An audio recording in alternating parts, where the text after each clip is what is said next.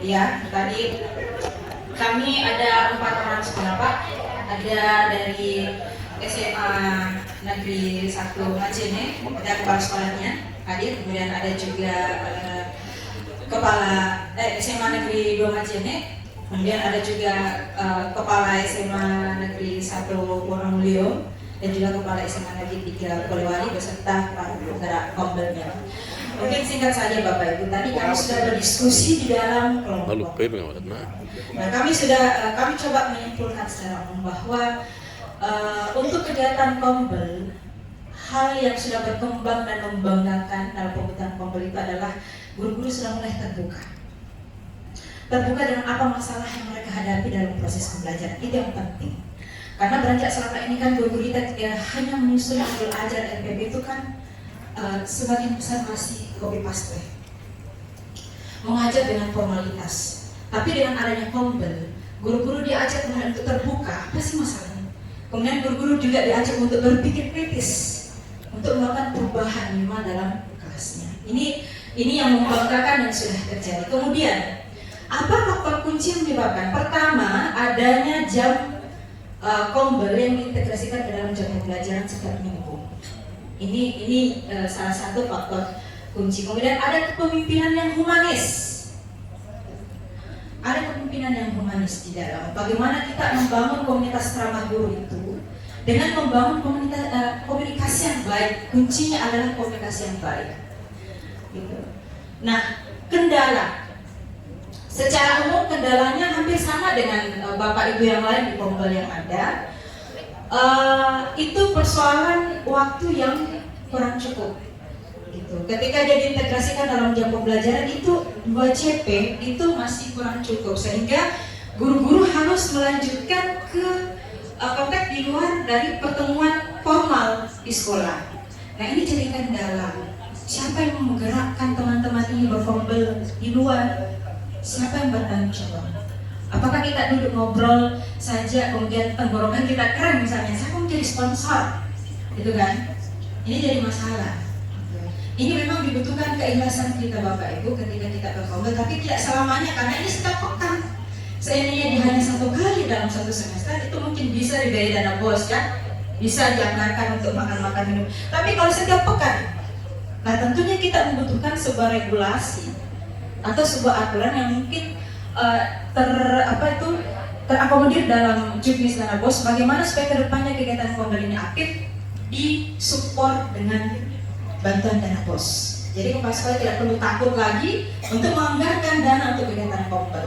Saya kira itu salah satu tips ya, tips untuk membuat teman-teman kita dalam kombel itu tergerak dan mau ikut berpartisipasi di dalam kegiatan kombel. Kalau persoalan tips-tips ini ada salah satu juga teman katanya kalau tidak cukup kegiatannya JP-nya di jam pelajaran itu mereka lanjut daring. Ini adalah salah satu praktik baik dilakukan oleh teman-teman dari SMA Negeri 1 Majene, yaitu melakukan kombel daring. Gitu. Saya kira itu saja mungkin yang bisa kami sampaikan. Terima kasih untuk waktunya. Sekian, Assalamualaikum warahmatullahi wabarakatuh. Waalaikumsalam warahmatullahi wabarakatuh. Pas Pak, sesuai dengan jadwal kita selesai.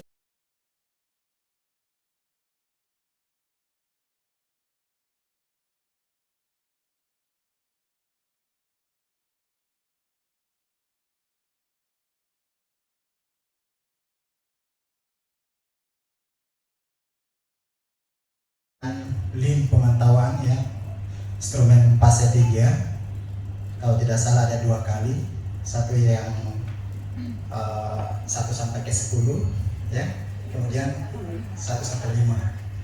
Nah, 1 sampai 10 kemarin itu sempat direvisi di Malang ya, karena terlalu intervalnya terlalu jauh ke sana untuk menganalisis yang ini, karena kami juga sudah diajarkan untuk menganalisis kemarin itu, tapi terlalu ini kita coba rampingkan menjadi 5. Makanya Bapak Ibu kita minta 2 kali mengisinya itu. Namun antara isian yang pertama, yang instrumen pertama yang dengan yang kedua itu hasilnya itu tidak terlalu jauh beda. Saya bisa katakan itu sama Bapak Ibu. Nah, saya akan memperlihatkan hasil dari isian instrumen tersebut. Nah, dalam instrumen itu Bapak Ibu yang Auto 2 bulan 3 bulan yang lalu lah, pertama sekali di Labuan Bajo. Lihat pertama itu sudah langsung berseri dari Labuan Bajo terus ke mana, Sumatera Barat, ke pulau mana gitu, terus ke salah satu healingnya kalau suka ya. Tadi saya lihat terumbu karangnya juga masih bagus-bagus gitu, menampak ke situ ya, senang pagi-pagi gitu. Bapak Ibu yang dekat-dekat di sini sudah kesana belum? Belum ya Pak? Dicoba lah, dicoba cuma 15 menit kayaknya, ke 20 menit tadi, deket banget. Oh. Harus diajak Pak. Sampai ya ini kan, ini Mamuju kan? Iya, kalau harus ke Majene ini kan jauh. Ini Mamuju deket banget, 15 menit. Tinggal depan hotel 15 menit. Kalau ada waktu pagi-pagi besok ke sana. Iya, yang penting ada ajakan. Nggak ada ajakan ya Pak. Baik Bapak dan Ibu, mungkin ada yang udah kenal, ada yang belum kenal. Nama saya Medira Ferianti, aslinya Bangka Belitung, Pulauan Bangka Belitung. Anak pulau tapi nggak bisa berenang, baru-barusan aja bisa berenang. Jadi selama berpuluh tahun tidak menikmati laut gitu, menikmati cuma di pantai-pantai biasa. Asli tadi dari Bangka Belitung, tapi dari Bangkanya saya lahir di Pangkal Pinang, besar di Sungai Liat, Bapak Ibu namanya. Tapi kemudian semenjak kuliah sudah merantau, selesai kuliah balik lagi ke Bangka, sempat kerja di sana 7-8 tahun. Pernah saya kerja di LPMP Bangka Belitung selama 7 tahun. Kemudian pindah ke PMS sana ya di Bangka Belitung. Pindah ke LPPKSPS Solo, kalau tahu, yang ngurusi caket, cawas, penguatan kepala sekolah, penguatan pengawas. Nah, itu saya lama di sana 11 tahun. Kemudian 2021 akhir baru diajak pindah ke Jakarta. Hasil itu merupakan strategi untuk meningkatkan sejauh mana bisa tercapai tujuan yang diinginkan dari sekolah itu. Berikutnya lagi, dengan adanya hasil yang dilihat itu mendorong guru-guru yang ada dalam kolber itu untuk bisa lebih fokus untuk meningkatkan prestasi siswa.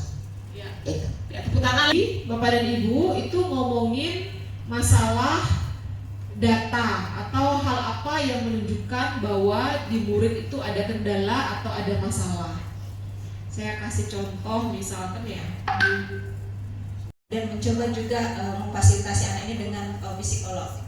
Nah dari hasil itulah kemudian ternyata mereka mendapati bahwa ternyata apa yang menjadi kerasan mereka, bahwa mereka bahwa anak ini memang berkebutuhan khusus itu betul. Ya, stop dulu. Nah, betul kata Ibu tadi. Jadi mereka untuk meyakinkan mereka menghubungi orang tuanya. Jadi tadi kalau Bapak Ibu lihat proses ini kan natural banget ya. Kita nggak bisa kaku dengan siklus yang habis ngobrol-ngobrol anaknya tadi resah langsung buat perencanaan pembelajaran. Tapi para guru ini sepakat karena datanya belum cukup, mereka mengumpulkan data dulu. Bahkan meminta orang tuanya untuk melakukan tes psikolog, apakah betul anak ini berkebutuhan khusus.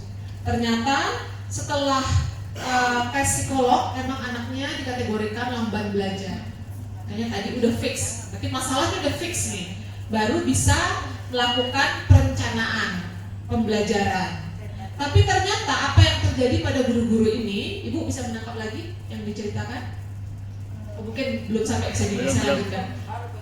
Ternyata mereka semua para guru ini menyampaikan mereka tidak punya pengetahuan sama sekali bagaimana menangani anak berkebutuhan khusus atau pendidikan inklusi. Bisa nggak mereka membuat perencanaan pembelajaran untuk menangani anak ini kalau belum punya bekal ilmu? Tidak. Ya, nggak. Ya, tadi kami ada 4 orang sekolah Pak.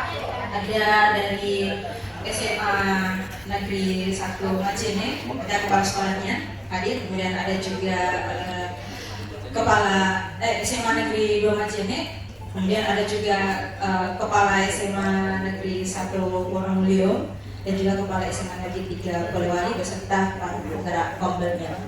Mungkin singkat saja Bapak Ibu, tadi kami sudah berdiskusi di dalam kelompok.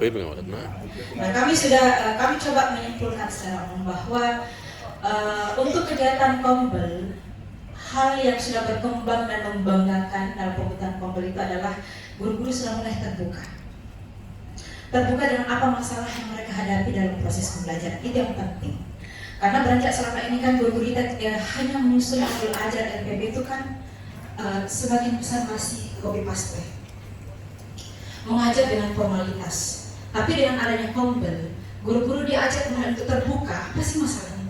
Kemudian guru-guru juga diajak untuk berpikir kritis, untuk melakukan perubahan minimal dalam kelasnya. Ini yang membanggakan yang sudah terjadi. Kemudian, apa faktor kunci yang menyebabkan? Pertama, adanya jam Kombel yang diintegrasikan ke dalam jam pembelajaran setiap minggu. Ini salah satu faktor kunci. Kemudian ada kepemimpinan yang humanis. Ada kepemimpinan yang humanis di dalam. Bagaimana kita membangun komunitas ramah guru itu dengan membangun komunikasi yang baik. Kuncinya adalah komunikasi yang baik. Gitu. Nah, kendala. Secara umum kendalanya hampir sama dengan Bapak Ibu yang lain di Kombel yang ada.